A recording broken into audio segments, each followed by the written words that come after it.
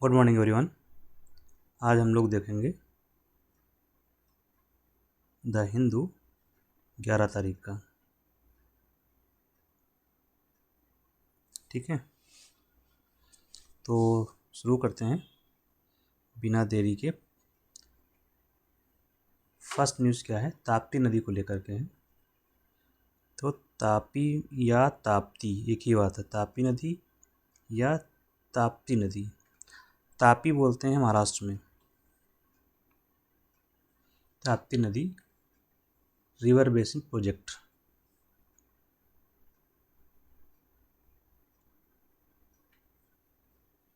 Recharge project.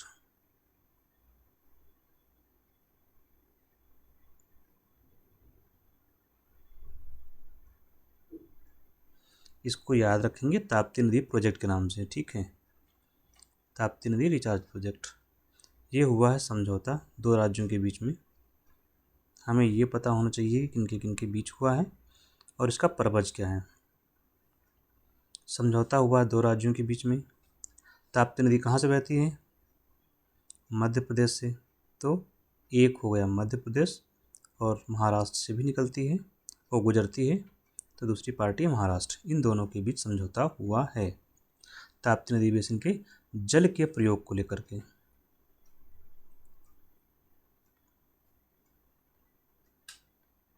जल प्रयोग को लेकर आपको पता होगा पहले से, महाराष्ट्र का जो एरिया है, नॉर्थ ईस्ट एरिया,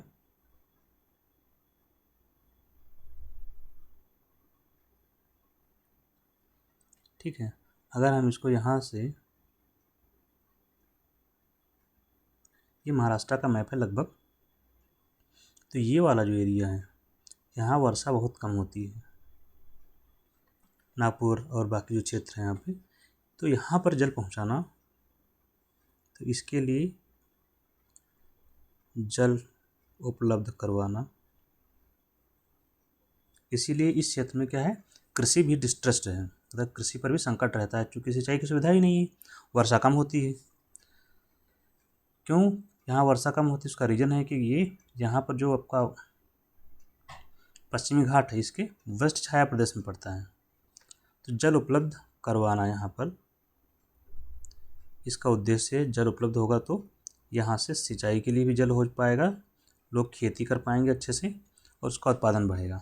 दूसरा, पेयजल की भी समस्या है, तो ये दोनों निदान हो जाएंगे महाराष्ट्र में। प्लस एमपी को भी फ़ायदा इससे होगा कि पेयजल और अन्य उपयोग के लिए उसके लिए पास भी जल हो जाएगा। तो ये दोनों राज्य मिलकर इस पर काम कर रहे हैं, ताप्ती नदी प्रोजेक्ट पर। ठीक है, यहाँ पर आपको याद रखना है, ये जो मध्य प्रदेश है, ये बहुत एडवांस स्टेज है। किस सेंस में? इसने समझौते कर लिए हैं नदी जल के बंटवारे को लेकर। नदी जल का बंटवारा या नदी जल का इस्तेमाल, क्योंकि नदी का जो जल है क्या है, रिसोर्स है। वाटर क्या है, रिसोर्स है। अभी देखिए पंजाब और हरियाणा के बीच विवाद चल रहा है, क्यों? जल को लेकर के। तो इसने 3 समझौते कर लिए हैं एमपी ने। एक हम लोग पढ़ चुके हैं, ये अभी तापी वाला। दूसरा इसने तापी वाला किससे किया? महाराष्ट्र के साथ में, एमएच। एक है केन बेतवा लिंक, इसके लिए भी इसने समझौता कर लिया है। ये इसने यूपी के साथ किया है, दैट इज उत्तर प्रदेश। एक इसने राजस्थान के साथ किया है, उसका नाम है पार्वती, काली सिंध और चंबल। पार्वती, इन नदियों के नाम हैं पार्वती, काली सिंध, चंबल। इसको लेकर राजस्थान के साथ समझौता कर लिया है। तो इससे क्या होगा, ऐसे जो स्थान है वहाँ पर एमपी के, जहाँ जल नहीं पहुँच पा रहा है, जल की कमी है, वहाँ पर जल इन प्रोजेक्ट्स के माध्यम से मिलेगा। तो वहाँ पर खेती अच्छी होगी, लोगों को पेयजल भी मिल जाएगा और इंडस्ट्री के लिए भी जल मिल ही जाएगा। तो ये होगा इसका फ़ायदा। तापी नदी के बारे में आप लोग जानते होंगे क्या, कि ये भ्रंश घाटी से बहती है, क्वेश्चन आता ही। प्लस ये जो नदी है, ये हमारा मैप हो गया, तो ये एमपी से निकलती है और यहाँ गिरती है, तो पश्चिम की ओर गिरती है, पश्चिमी प्रवाह है इसका। ये ईस्ट हो गया, ये वेस्ट हो गया। और इसके ऊपर एक नदी और है, क्या नाम है उसका, नर्मदा नदी। तो नर्मदा और ताप्ती दोनों ही भ्रंश घाटी से प्रवाहित होती हैं और दोनों पश्चिम की ओर प्रवाहित होती हैं। और पश्चिम की ओर प्रवाहित होने वाली सबसे बड़ी नदी कौन सी है? पश्चिमी प्रवाह की सबसे बड़ी नदी ये आपकी नर्मदा है, जो अमरकंटक से निकलती है और इस पर कई सारे डैम भी बनाए गए हैं। ठीक है, इसकी लंबाई लगभग 13-12 किलोमीटर है। आप 13-13 कर लीजिए, अच्छा रहेगा याद करने में भी। आगे चलते हैं, नेक्स्ट न्यूज है ब्रह्मोस को लेकर के।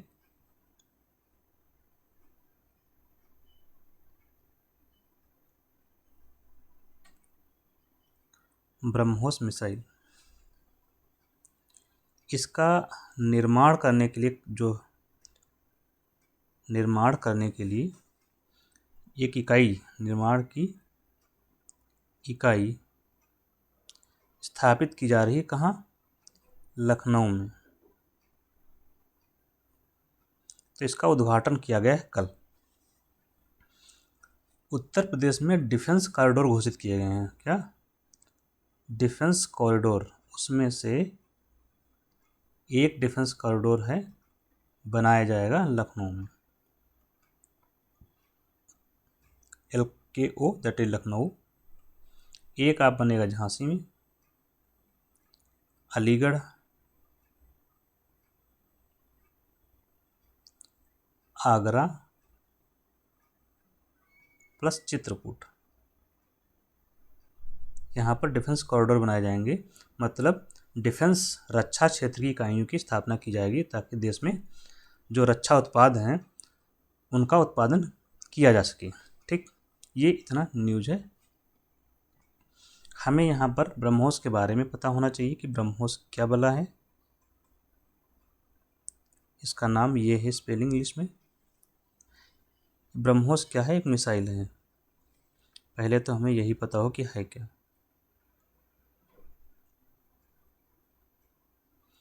मिसाइल है। मिसाइल भी कौन सी है? सुपरसोनिक मिसाइल है।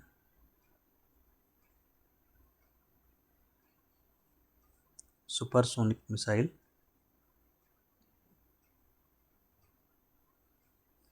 प्लस मिसाइल का एक प्रकार होता है क्रूज मिसाइल, तो यह क्रूज मिसाइल भी है।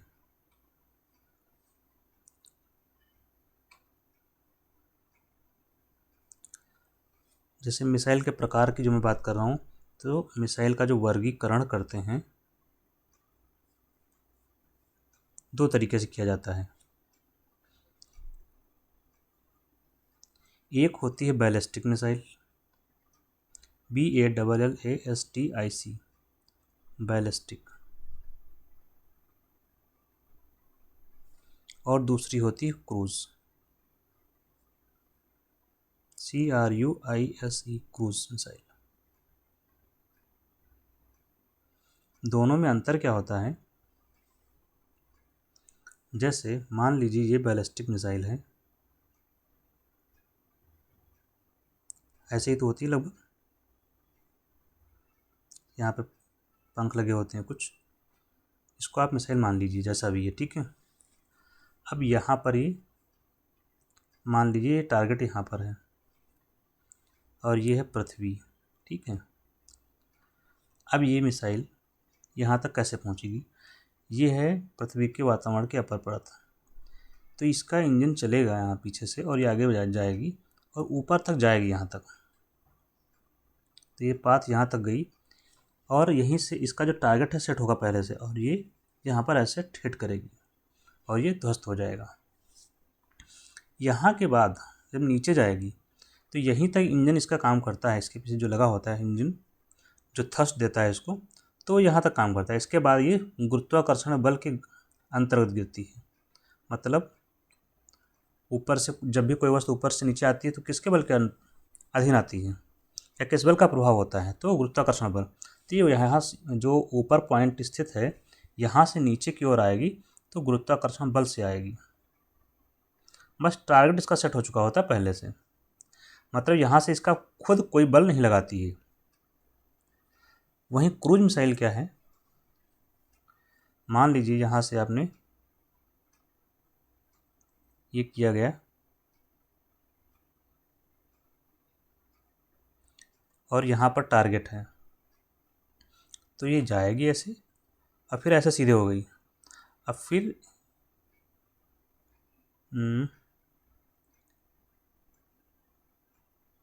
ये मान लीजिए मिसाइल हो गई आपकी, ठीक है। सीधे एकदम लो, हाइट ज़्यादा नहीं जाएगी, एटमॉस्फेयर तो बहुत ऊँचे, वहाँ तक जाएगी ही नहीं, ये एटमॉस्फेयर की लाइन हो गई, तो ये सीधे सीधे जाएगी, लास्ट तक ये काम करते रहेगा, इस पर गिरेगी ये। तो इसमें जो फोर्स है लास्ट तक इंजन काम करेगा इसका और टारगेट को हिट करेगी। ये दोनों के बीच बेसिक अंतर है। सुपरसोनिक मिसाइल है, इसका इस सुपरसोनिक का यहाँ जो रेफरेंस है वो स्पीड का है, इसकी स्पीड कितनी है। और सुपरसोनिक स्पीड क्या होती है, जो स्पीड साउंड से ज़्यादा होती है वो स्पीड हो जाती है सुपरसोनिक। इसके आधार पर भी इसका क्लासिफिकेशन किया जाता है, जैसे नोट कर लेंगे आप लोग अलग से। जैसे साउंड मतलब होता है ध्वनि, ध्वनि की गति को मानते हैं 1 मैक।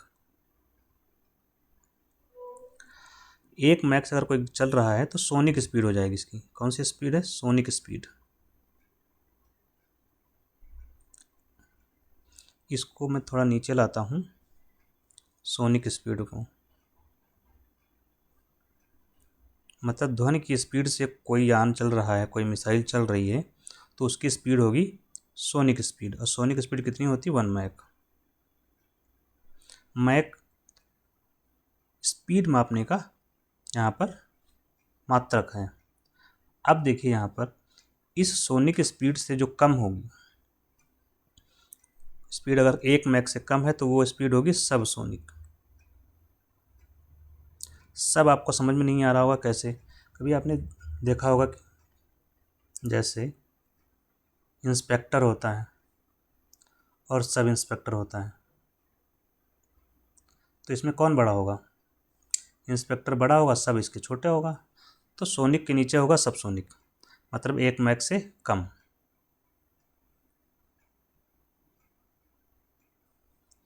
सोनिक से अगर ज़्यादा स्पीड है तो होता है सुपरसोनिक।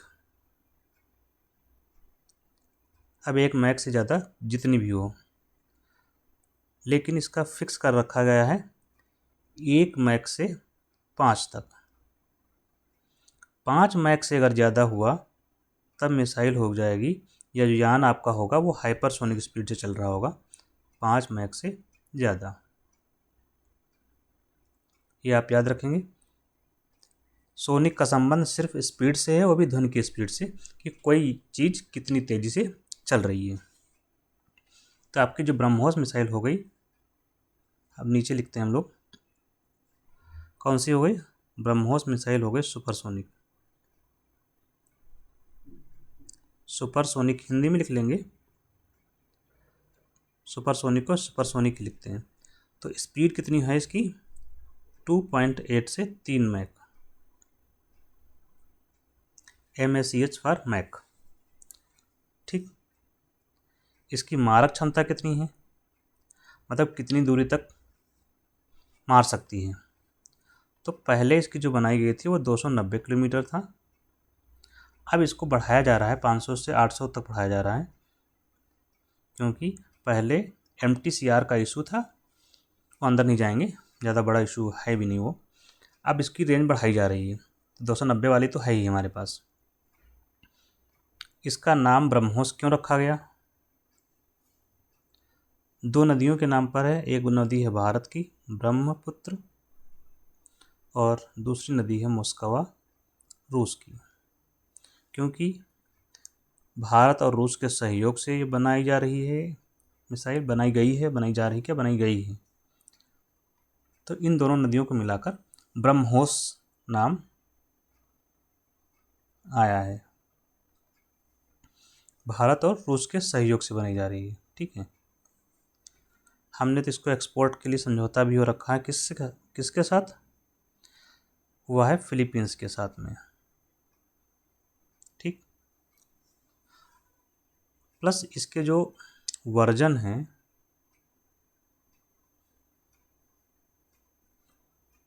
वर्जन मतलब कहाँ से लॉन्च कर सकते हैं, तो इसका सभी वर्जन हमारे पास हैं। सेना के पास भी है, वायुसेना के पास भी है, और नौसेना के पास भी इसका संस्करण मौजूद है। ये थल से आप लॉन्च कर सकते हैं, वायु से लॉन्च कर सकते हैं, नौसेना के पास जल से लॉन्च कर सकती है या पनडुब्बी से भी लॉन्च कर सकती है, ठीक। तो इस तरह से ये लॉन्च किया जा सकता है। अच्छा, इसके वेरिएंट हैं कई सारे, जैसे कि आप लोग ब्रह्मोस मिसाइल है तो इसका वेरिएंट, जैसे आप लोगों ने बाइक ली होगी तो बाइक में होता नहीं है, स्प्लेंडर है, तो स्प्लेंडर में कौन सा वर्जन है, स्प्लेंडर प्लस है, तो ये वेरिएंट हो गया स्प्लेंडर का, स्प्लेंडर प्लस वर्जन वेरिएंट, ठीक है। तो इसके वेरिएंट ब्रह्मोस NG, जो new generation, NG for new generation, जो छोटा है और हल्का भी है। एक है ब्रह्मोस, लिखिएगा फिर ए लिखिएगा, ब्रह्मोस ए, ये एयर लॉन्च के लिए है, मतलब आप हवा से लॉन्च कर सकते हैं। और एक है ब्रह्मोस 2, इसका भी विकास किया जा रहा है। तो ये हमने इसके बारे में जाना, ब्रह्मोस के बारे में, ठीक है। नेक्स्ट टॉपिक क्या है, शायद थर्ड होगा, मानसून फोरकास्ट को लेकर आया है।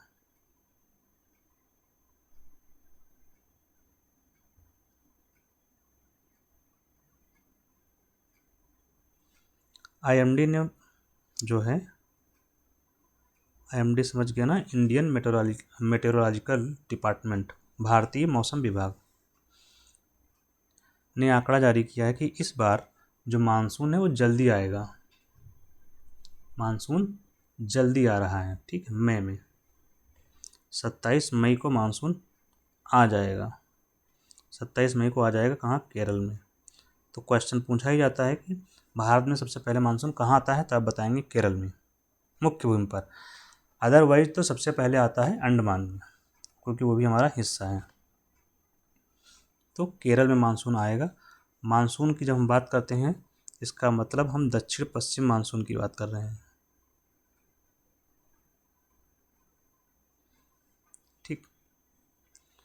भारत में आने का सामान्य पीरियड क्या है इसका, केरल में आता है 1 जून, माना जाता है कि भारत में मानसून 1 जून को हिट कर जाता है, वो केरल में। आप फर्स्ट वीक ऑफ जून मान के चलिए, जब ये आ ही जाता है, मतलब जून के पहले हफ्ते में आ जाता है। पूरे भारत में कब पहुंचता है, ये भी पूछा जाता है क्वेश्चन। तो पूरे भारत में जुलाई के पहले महीने में पहुंच जाता है लगभग, जुलाई के पहले हफ्ते में। तो उत्तर पश्चिम भारत लास्ट होता है जहाँ पर ये पहुँचता है। जैसे जो राजस्थान वाला बेल्ट है, ये हो गया, तो ये वाला जो क्षेत्र है ये उत्तर पश्चिम भारत है, यहीं पर सबसे लास्ट में मानसून पहुँचता है, ठीक है। सबसे बाद में पहुँचता है, क्वेश्चन पूछा जाता है सबसे बाद में मानसून कहाँ पहुँचता है। शुरू यहाँ से हुआ तो धीरे धीरे ऊपर बढ़ता जाता है और सबसे लास्ट में यहाँ से पहुँचता है। तो सबसे बाद में मानसून पहुँचता है उत्तर पश्चिम भारत में, और सबसे पहले निकलता कहाँ से है, सबसे पहले मानसून कहाँ से जाता है, जाता मतलब ख़त्म होना है, वो ख़त्म उत्तर पश्चिम भारत से होता है। कारण क्या है, यहाँ पहुँचा फिर वापसी होगी तो इसके धीरे धीरे वापसी होगी, यहाँ से पहले यहाँ ख़त्म होगा, फिर यहाँ, फिर यहाँ, ऐसे ख़त्म होते होते यहाँ पर मानसून ख़त्म हो जाता है। तो सबसे पहले कहाँ से ख़त्म होगा? उत्तर पश्चिम भारत से ख़त्म होगा वापसी, इसको बोलते हैं वापसी, रिट्रीटिंग ऑफ मानसून, या मानसून निवर्तन आपने पढ़ा होगा। मानसून की वापसी कहाँ से होती है? सबसे पहले उत्तर पश्चिम भारत से। और ये शुरू कब हो जाता है? मध्य सितंबर से शुरू हो जाता है, मिड सितंबर से शुरू हो जाता है, और भारत से मानसून चला जाता है मध्य अक्टूबर तक। भारत से मानसून ख़त्म हो जाता है, मध्य अक्टूबर तक ख़त्म हो ही जाता है। ठीक है, तो ये बहुत सारे क्वेश्चंस बनते हैं जो आपको मैंने बता दिए यहाँ से। कभी कभी आता है दक्षिण पश्चिम मानसून को दक्षिण पश्चिम मानसून क्यों कहते हैं? तो ये हो गया भारत, मानसून आता है यहाँ से, और जब ये आता है तो यहाँ से टकराएगा, और टकरा के इसके दो भाग बनते हैं, एक इधर जाता है, एक इधर जाता है। इधर आप जानते हैं बंगाल की खाड़ी है, इधर है अरब सागर। तो ये आ रहा है दक्षिण पश्चिम मानसून, इधर से आ रहा है। देखिए दिशा क्या है इसकी, यहाँ पर लाइन खींचा हमने, तो देखिए ये आपका ईस्ट हो गया पूरब, ये हो गया पश्चिम, ऊपर हो गया उत्तर, और नीचे हो गया दक्षिण। तो दिशा क्या हो गई? दक्षिण और पश्चिम, ये दक्षिण हो गया, ये पश्चिम हो गया। इसलिए मानसून क्या कहलाता है? दक्षिण पश्चिम मानसून, चूंकि भारत के दक्षिण पश्चिम से आता है। तो कन्याकुमारी के पास टकराएगा, इसके दो भाग हो जाते हैं, एक बंगाल की खाड़ी शाखा कहलाती है, दूसरी शाखा अरब सागर कहलाती है। ठीक, सबसे ज़्यादा वर्षा हमारी होती है बंगाल की खाड़ी वाली शाखा से, एक बात। दूसरी बात, हमारे देश में मानसून आते हैं दो। सबसे ज़्यादा वर्षा होती है दक्षिण पश्चिम मानसून से, जो जून में आता है, लगभग 75% के आसपास होती है। और एक बात यहाँ पर, भारत में जो अभी IMD ने अनुमान लगाया है क्या, तो मानसून की हमने चर्चा कर ली, अनुमान लगाया है कि इस बार वर्षा होगी अबव नॉर्मल, सामान्य से अधिक वर्षा होगी।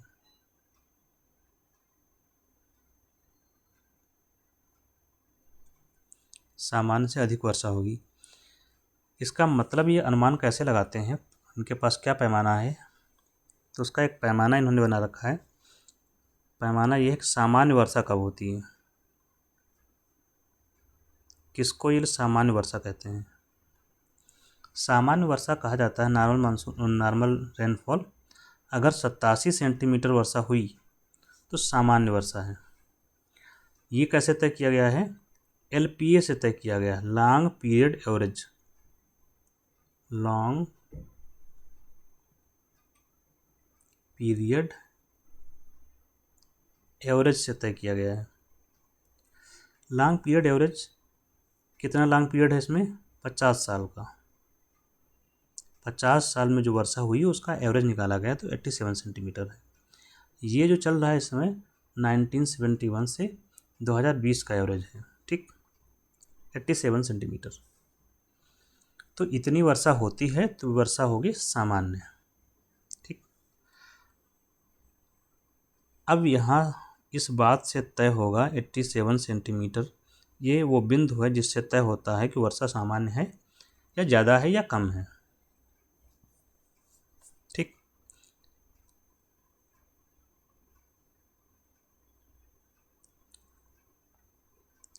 अगर वर्षा 96% से 104% के बीच होती है, परसेंट 87 का परसेंट निकाल लीजिए, 96% या 104%, इसके बीच वर्षा है, तब ये कहलाती है नॉर्मल वर्षा या नॉर्मल रेनफॉल, सामान्य वर्षा। अगर 104 से ज़्यादा है, दैट इज 104 से 110 है, तो ये वर्षा होती है नॉर्मल से ज़्यादा वर्षा। ये सब परसेंट में है। 87 सेंटीमीटर का परसेंटेज निकालेंगे आप, सामान्य से ज़्यादा वर्षा हुई। और अगर 110% से ज़्यादा है तो ये अधिक वर्षा माना जाता है। ऐसे ही अगर 90 से 96%, देखिए 96 यहाँ से लिंक है, तो सामान्य से कम वर्षा है। और अगर 90 से कम है तो इसका मतलब वर्षा कम है, डेफिशिएंट है, कम वर्षा या कमी वाला वर्षा। ये इसका क्लासिफिकेशन हो गया। वर्षा महत्वपूर्ण क्यों है हमारे लिए?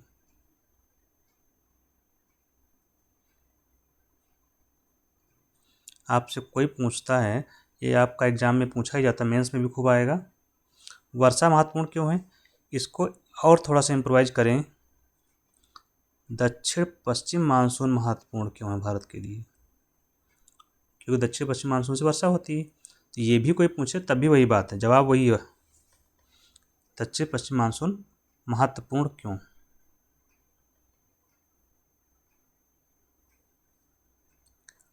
तीन चार रीजन्स हैं, वो आपको पता होना चाहिए, आप लिख सकते हैं बहुत आसानी से। महत्वपूर्ण क्यों है, पहली बात इससे हमें लाभ क्या होते हैं, वही बात है इसकी। जब वर्षा होती है तो वर्षा से क्या प्राप्त होता है? वर्षा हुई तो वर्षा से मिलता है हमें जल। तो जब कोई वर्षा की बात कह रहा है इसका मतलब वो जल की बात कर रहा है। ठीक, तो जल का उपयोग हम करते हैं। अगर ये वर्षा ना हो तो खरीफ की फसल कैसे बोएंगे हम लोग? और खरीफ की फसल मतलब कृषि, और कृषि पर लगभग 45% लोग निर्भर हैं। किस बात के लिए? अपनी आजीविका के लिए।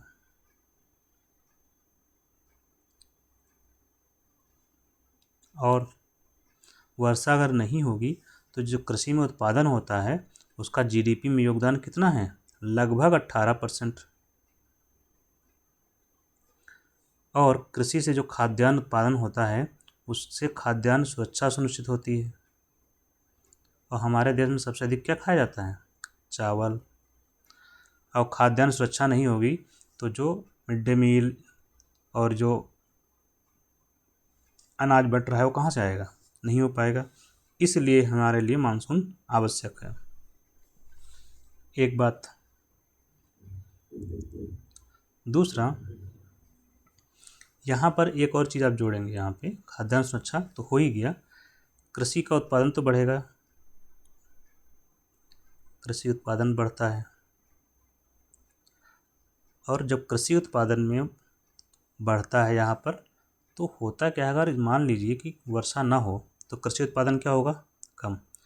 कृषि उत्पादन कम मतलब दालें कम, सब्जी कम, आलू कम, जो भी है सब प्रभावित होगा ना। दक्षिण पश्चिम मानसून वर्षा कम हुई, अगले साल प्रभावित करेगा पूरा, गर्मी का मौसम भी जाएगा उसी में, तो सब कुछ प्रभावित होगा।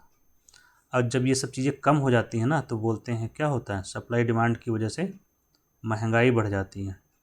सुनने में आता है कि 250 रुपये 400 रुपये दाल हो गई, ठीक है, आलू महंगा हो गया। तो जब महंगाई बढ़ जाती है इसी को बोलते हैं मुद्रास्फीति।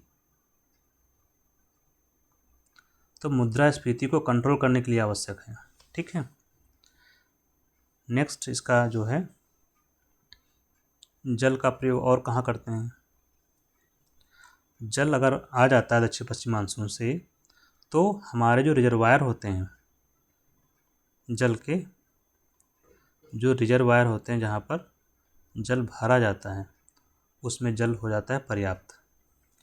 जब उसमें जल पर्याप्त हो जाता है तो गर्मी के महीनों में हम इस्तेमाल करते हैं उस जल को सिंचाई के लिए और पीने के लिए।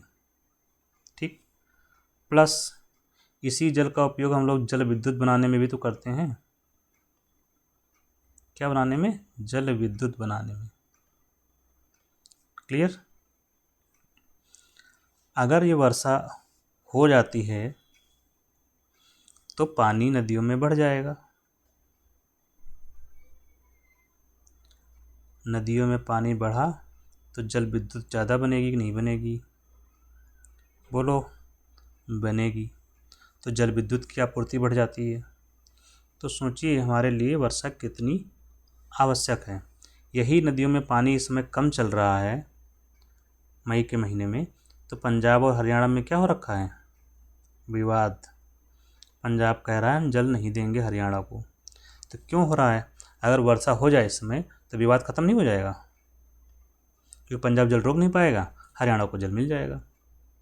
एक बात, वर्षा हो जाएगी तो वर्षा तो हर जगह हुई, हरियाणा को भी पानी मिल गया, पंजाब को भी मिल गया, नदी में पानी बढ़ जाएगा, तो विवाद भी खत्म हो जाएगा। तो ये वर्षा के क्या हैं, डायमेंशंस हैं जो हमें पता होने चाहिए। एक और न्यूज़ है कैमिकेज ड्रोन के नाम से, इसको इंग्लिश में ही लिख लेंगे, कैमिकेज ड्रोन। ये आत्मघाती ड्रोन होते हैं, जैसे सुसाइड बॉम्बर नहीं होते हैं जो शरीर में बम लगा के आते हैं खुद को उड़ा लेते हैं, तो वैसे ही ये होते हैं आत्मघाती ड्रोन, जो पाकिस्तान ने भारत पर छोड़े थे, जिसको हमने न्यूट्रलाइज कर दिया है। ये करते क्या हैं कि किसी लोकेशन पर आ गए, जैसे कि मान लीजिए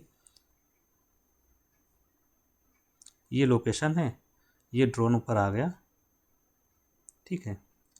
अब ये ड्रोन आ गया तो ये यहीं पर घूमता रहेगा, मंडराता रहेगा। जब इसको लगेगा कि यहाँ पर ये टारगेट एकदम स्पेसिफिक टारगेट है, तब इस पर हमला करता है। तो इनको लॉइटरिंग ड्रोन भी कहा जाता है, LOITERING। ये यहीं पर मंडराते रहते हैं, होवर करते रहते हैं। तो कैमिकेज ड्रोन है वो आपको पता होना चाहिए कि बेसिकली होता है क्या, ताकि आप टिक कर सकें, ठीक है। और इसका उपयोग तो हर कोई कर रहा है इसमें, हर कोई इन द सेंस यूक्रेन में भी किया जा रहा है इसका उपयोग बड़े पैमाने पर, इजराइल भी कर ही रहा है।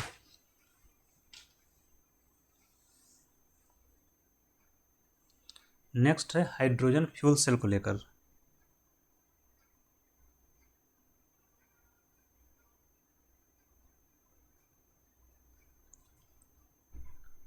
इसके बारे में अच्छी बात क्या है, यहाँ पर हाइड्रोजन का उपयोग किया जाता है ईंधन के रूप में, हाइड्रोजन एज फ्यूल। और जब इसका ईंधन के रूप में उपयोग होता है हाइड्रोजन का, तो फ़ायदा क्या है कि इससे प्रदूषण नहीं निकलता है। इस समय प्रदूषण की बहुत बड़ी समस्या है, तो उसका विकल्प है हाइड्रोजन फ्यूल सेल। तो बाई प्रोडक्ट क्या निकलता है, जल वाष्प निकलती है केवल इससे। क्या निकलेगा, केवल जल वाष्प, प्लस कुछ गर्मी निकलती है, गर्मी या ऊष्मा, इतना ही इससे निकलता है। इसलिए क्या है, इको फ्रेंडली है, इको फ्रेंडली टेक्नोलॉजी है हाइड्रोजन फ्यूल सेल। यहाँ न्यूज़ में क्यों है, अदानी कंपनी ने एक ट्रक लॉन्च किया है जो हाइड्रोजन फ्यूल सेल से चलता है, और वो लॉन्च हुआ है रायपुर में। ये पहला ट्रक है इससे चलने वाला, ठीक है। तो इसके फ़ायदे आपने जान ली, इससे क्या होगा, कार्बन उत्सर्जन कम हो जाएगा, भारत का जो टारगेट है वो पूरा करने में हेल्प मिलेगी, ये सारे फ़ायदे हो जाएंगे, ठीक। अब हम लोग लास्ट टॉपिक पर डिस्कस करेंगे बहुत ब्रीफ में, जो भारत और पाकिस्तान का जो हमला हुआ है, भारत ने पाकिस्तान पर जो ऑपरेशन सिंदूर चलाया है, उसके संबंध में है। कुछ लोग ये कह सकते हैं कि ऑपरेशन सिंदूर सही नहीं था, तो सही था या नहीं था, इसके लिए आपके पास तर्क होना आवश्यक है। क्यों सही था?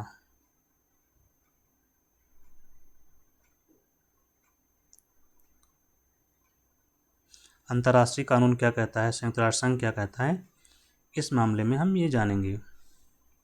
सही तो थे हम, नो डाउट, इसमें कोई बात नहीं। सही इसलिए हैं, एक अधिकार होता है राइट टू सेल्फ डिफेंस, आत्मरक्षा का अधिकार, राइट टू सेल्फ डिफेंस। तो भारत को आत्मरक्षा का अधिकार है या नहीं है? है। हम पे कोई हमला करेगा तो अपनी रक्षा के लिए हम हथियार उठाएंगे या हमला करेंगे। तो इसी पर केंद्रित है आत्मरक्षा के अधिकार पर। तो भारत ने अपनी आत्मरक्षा के में पाकिस्तान पर ऑपरेशन सिंदूर चलाया। ठीक। संयुक्त राष्ट्र संघ का चार्टर का अनुच्छेद 51 किसका है? ये अनुच्छेद यूएन चार्टर का। यूएन चार्टर क्या है? जिसके तहत संयुक्त राष्ट्र संघ स्थापित किया गया है। ठीक। क्या कहता है इसमें? एक प्रावधान किया गया है यूएन चार्टर के अनुच्छेद 51 में। वो ये परमिट करता है, ये अलाउ करता है कि आप मिलिट्री फोर्स यूज कर सकते हैं। मिलिट्री फोर्स के यूज को अलाउ करता है, लेकिन मिलिट्री फोर्स आप यूज करेंगे सेल्फ डिफेंस में। मतलब कोई देश आत्मरक्षा में आक्रमण कर सकता है या जवाब दे सकता है, हमला कर सकता है। शर्त यह है कि उस पर पहले से आक्रमण हुआ हो। इसकी शर्त यही है कि अगर पहले से आक्रमण हुआ है तब आप आत्मरक्षा में उस पर आक्रमण कर सकते हैं। तो भारत ने क्या किया? हम पे हमला हुआ, पहलगाम तो हमला किया ना, हमला हुआ तो हमने आत्मरक्षा में ऑपरेशन सिंदूर चलाया। इसका मतलब हम ठीक हैं। लेकिन नेक्स्ट पॉइंट और क्या है? जो यूएन चार्टर है वो ये कहता है, ये केवल उसको प्रोटेक्ट करता है, मतलब आप मिलिट्री फोर्स का इस्तेमाल करेंगे लेकिन राज्य के अगेंस्ट में करेंगे, राज्य के खिलाफ आप बल प्रयोग कर। राज्य का मतलब किसी देश, यहाँ राज्य से तात्पर्य है। राज्य के खिलाफ करेंगे। जो गैर राज्य तत्व हैं, देखिए यहाँ पर दो चीजें आ गई। एक्टर्स मतलब काम करने वाले लोगों को दो कैटेगरी में बांटा गया है। एक तो राज्य, स्टेट, स्टेट से मतलब यहाँ देश से है, और दूसरा नॉन स्टेट एक्टर्स, गैर राज्य। एक्टर का क्या होता है पता नहीं, आप लोग इंग्लिश में ही लिख लीजिए, तब तो लिख दूँ मैं, आप लोग देख लीजिएगा।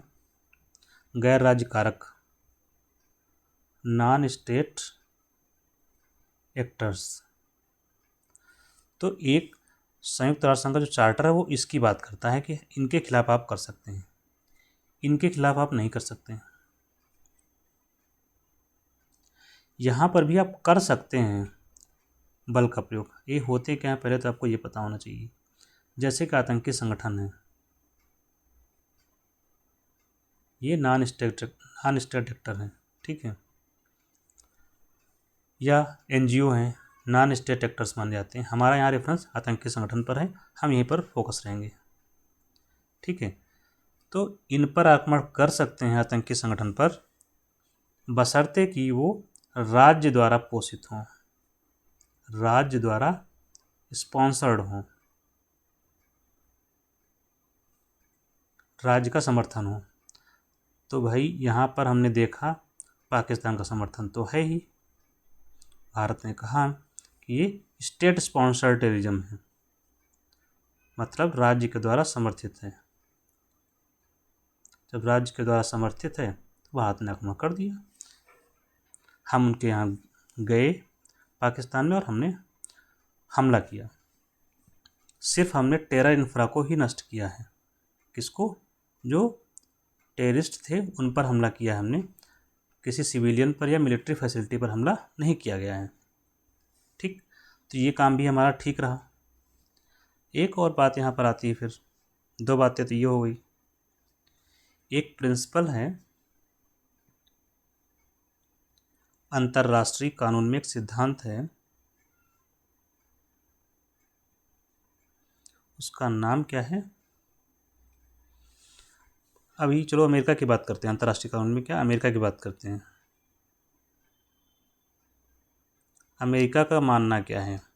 वो उसका तो सीधा मानना है कि अनुच्छेद 51 में स्टेट वाले एक्टर तो हैं ही, इसमें गैर राज्य वाले भी शामिल हैं।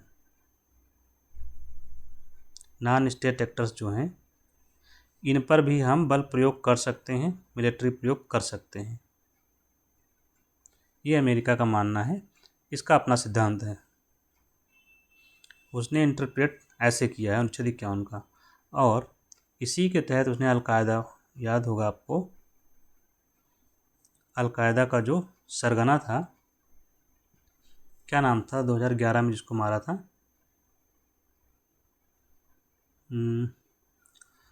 पाकिस्तान में जो मारा गया था, उसका नाम था, याद नहीं आ रहा है। आप लोग समझ गए होंगे मैं किसकी बात कर रहा हूँ। अलकायदा का जो हेड था उसका नाम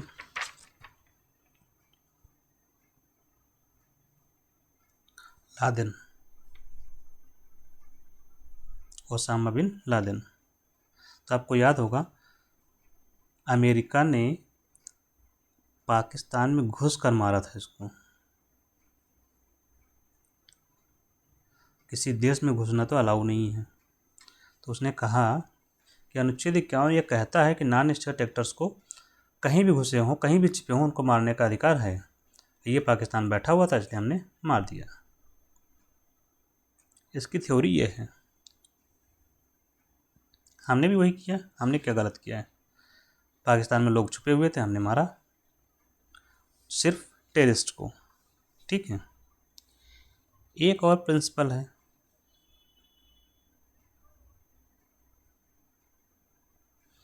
अनविलिंग या अनेबल।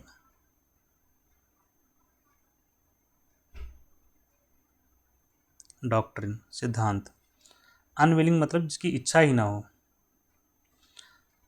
और योग्य भी ना हो। अनविलिंग एंड अनेबल मतलब कोई राज्य है, राज्य से मतलब कोई देश है, जो जानता तो सब कुछ है, बट वो कुछ कार्रवाई नहीं करना चाहता, इच्छा ही नहीं है उसकी। अब हो सकता है इच्छा हो लेकिन योग्य ना हो। ही इज अनेबल, कैसे उसके खिलाफ एक्शन ले लें। ये दोनों ही स्थितियाँ हैं। तो ऐसी स्थिति में हमला कर सकते हैं।